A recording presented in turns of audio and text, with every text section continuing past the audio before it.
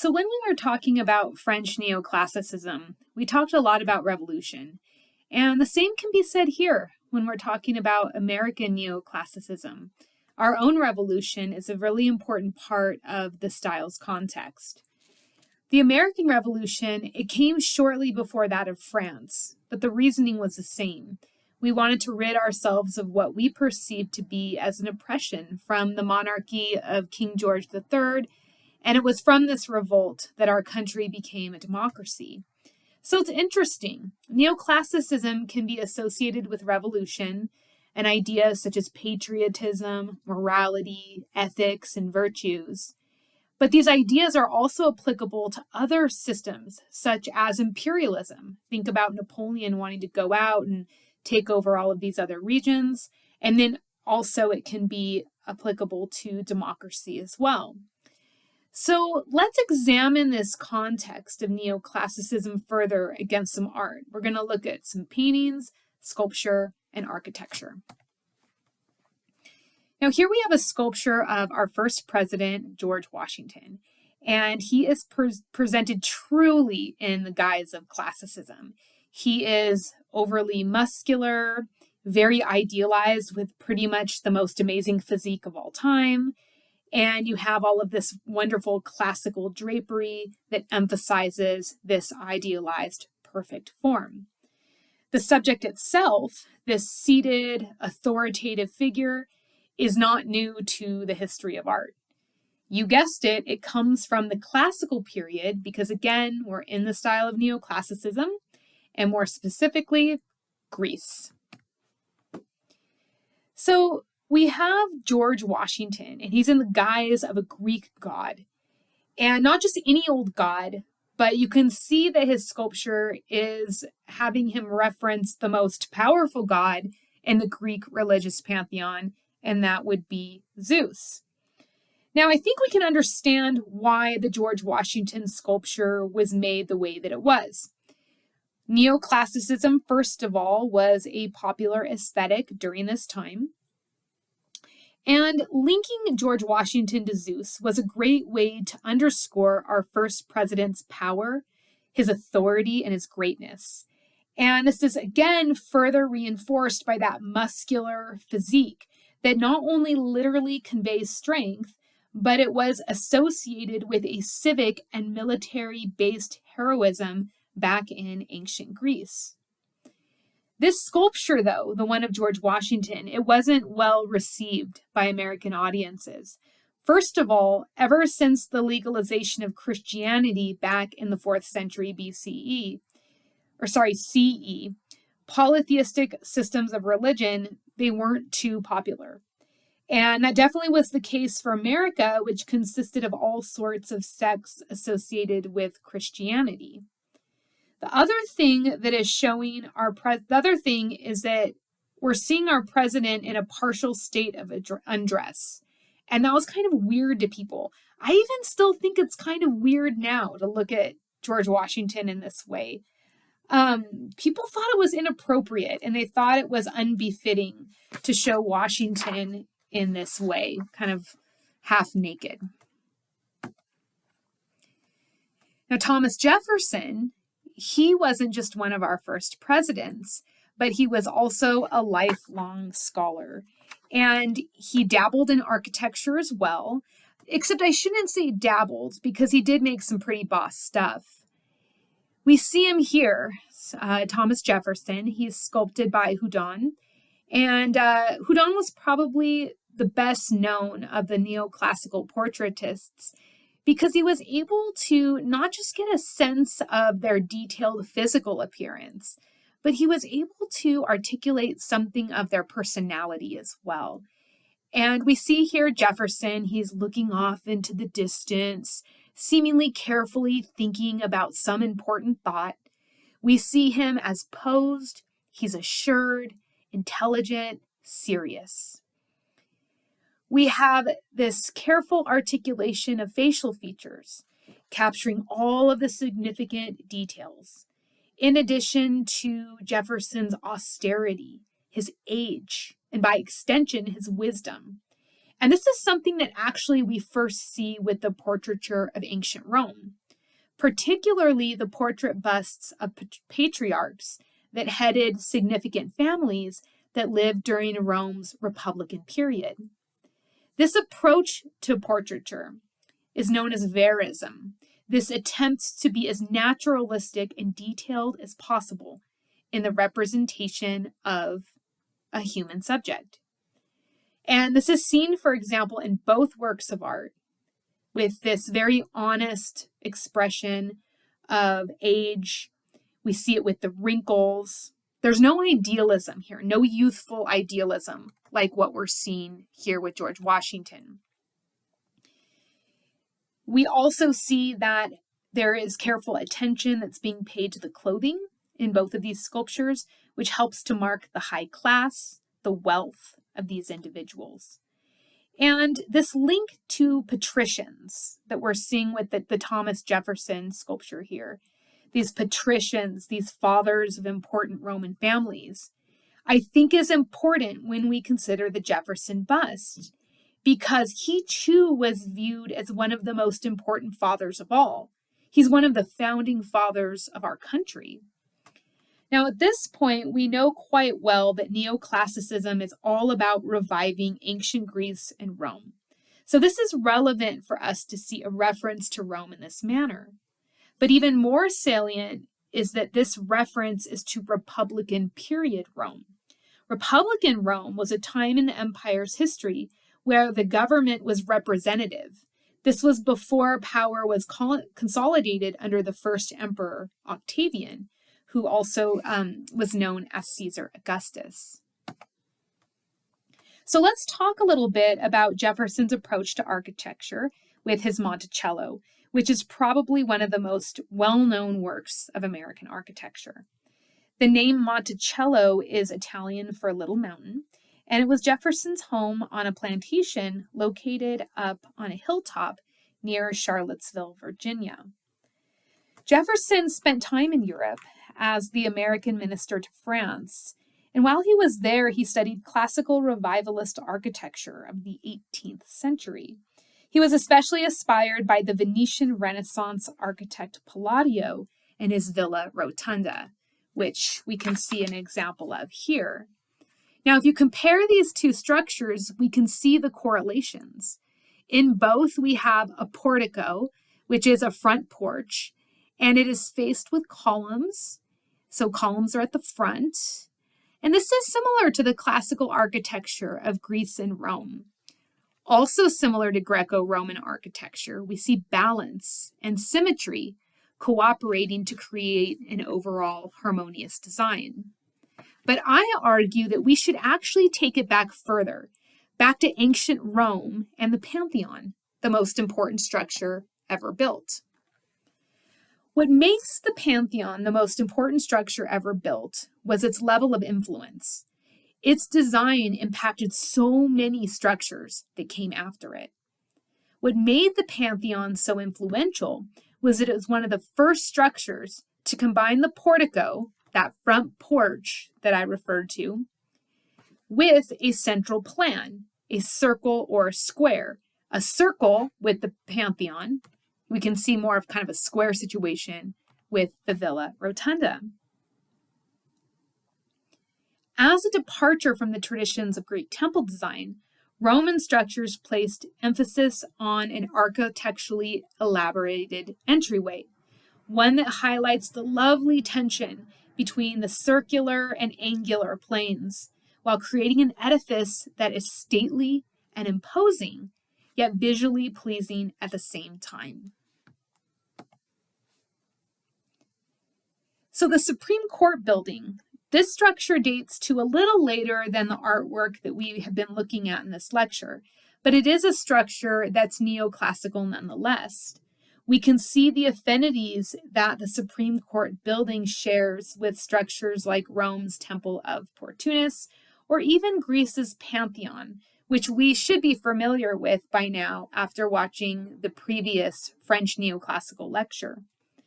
We have the same almost formulaic system, and that's seen in both examples we see on the screen here. You've got your pediment that triangle roof up top. It sits on the entablature, which is held aloft by a colonnade, a row of columns. And it makes sense that this earliest American architecture would reference Greece because first, Greece was the birthplace of democracy.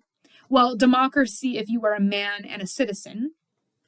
And second, Greece was the birthplace of much of the intellectual and philosophical thought that formed the foundation of much of Western learning. And as we know, intellectualism was an important component of Enlightenment ideology.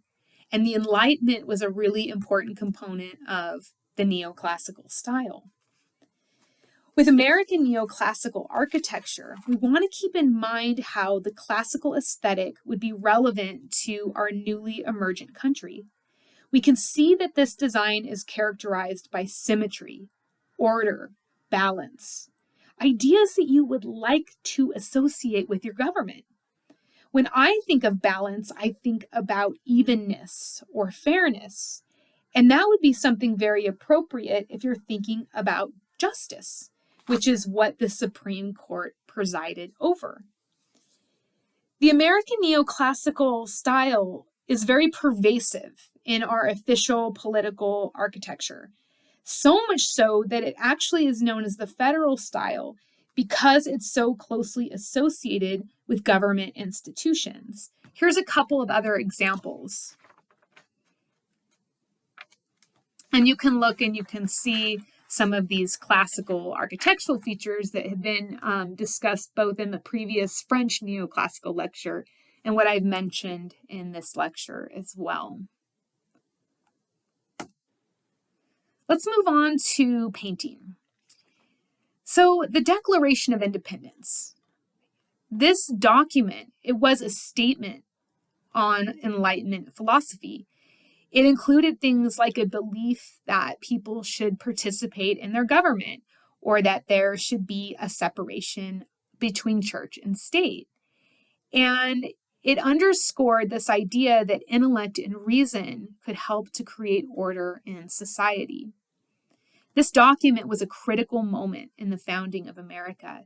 And this scene that's painted by John Trumbull, he includes 48 figures in this composition, 36 of which were painted from life. That's pretty impressive.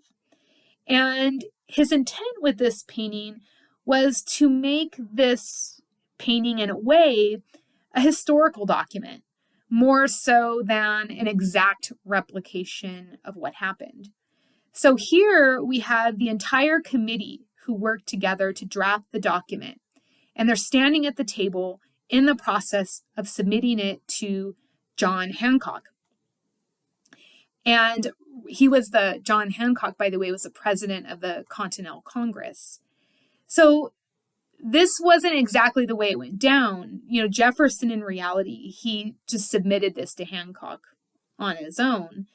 But by including the entire community, the entire committee, this let viewers know that also historically, Benjamin Franklin, John Adams, Roger Sherman, and Robert Livingston, the other people at the table, they also were involved in this process. So their inclusion is signifying to us that this was a collaborative effort, that this was the document, the Declaration of Independence, that it was an integration of ideas from a range of people, that this was truly a government that was formed by people and not one guy like a king or an emperor who was imposing his will on everybody else.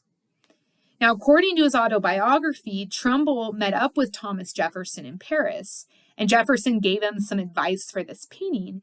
And that makes me wonder if that's the reason why Jefferson features so prominently within the composition. Maybe you could even guess who Jefferson is.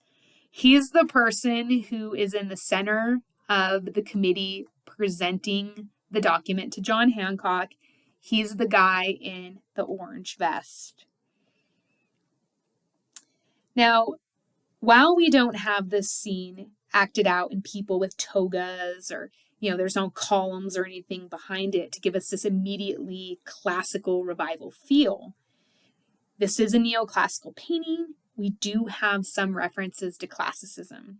Where we see that is at the top of the painting, you can see that border that runs along the bottom of the ceiling. That actually is a frieze with a triglyph pattern. That is something that is very typical to classical architecture. Other features that are textbook neoclassicism include the overall serious and dignified appearance of this painting, one that acknowledges the greatness of this moment. And in this seriousness and dignity, it's made apparent by all of these analytical lines, geometric shapes, this restrained color palette. There's so much structure here that really, again, gives you that serious, dignified appearance. But yet, despite all this structure and rigidity, you have in the very middle it being broken up by this bold color and the dynamic angles of the flags. And that's there to refer to the military victories that allowed for these men to assemble in this room and begin to form a new country. Another textbook neoclassical feature to this painting is the tight brushwork and the structured composition, complete with a stage-like space, shallow, action at the front, and then that artificial kind of spotlight lighting. And these are features we see here. We see them in French neoclassical painting as well. Now, this painting was commissioned by President James Madison, and it was one of a series of 4 paintings that Trumbull was asked to paint, each detailing a moment from the American Revolution. These paintings were intended to be placed in the rotunda of the Capitol building, which at the time was still under construction. And we can see a view here of what this looks like today. Looks amazing, I personally think. And the painting in this location is very appropriate because this is the space where the government is in action. This is where laws are passed in this country. And this painting and the other 3 lend this process a sense of authority by connecting it to the founding of our country and the principles that guided that formation. I also love this scene because it also shows us that that authority is also conveyed through size.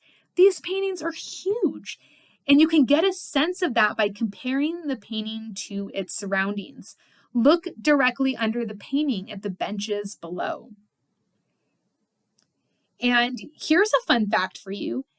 An image of this painting, this is how important this painting is to our country. An image of this painting is on the back of a $2 bill. You can see it right down there at the bottom of the screen. And since we're on the topic of American neoclassical art being so important that it appears on our nation's currency, here's another familiar one to us. You can see on the right, this is the back side of a nickel, and Monticello is on the back.